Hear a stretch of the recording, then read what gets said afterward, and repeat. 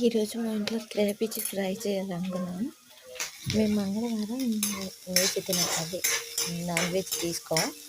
దానికోసం cabbage fry చేయాలని cabbage కోసి అన్నీ చేసుకొని కట్ చేసి ఇంకా గ్యాస్ మీద కూర్చోబెట్టేసాను.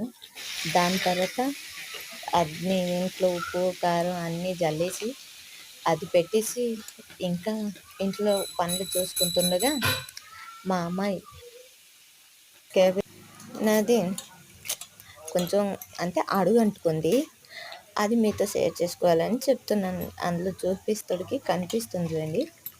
ఇలా ఈరోజు నా క్యాబేజీ ఇలా అయిందనమాట.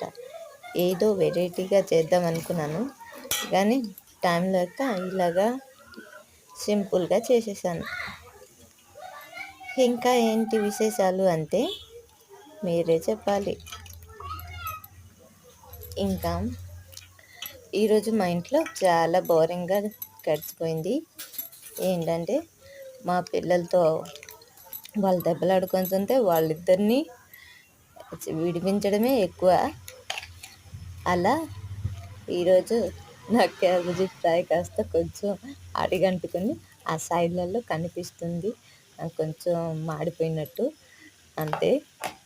అండ్ అది ఏంటంటే కూర మాడలేదు కానీ కొంచెం అంటుకుంది.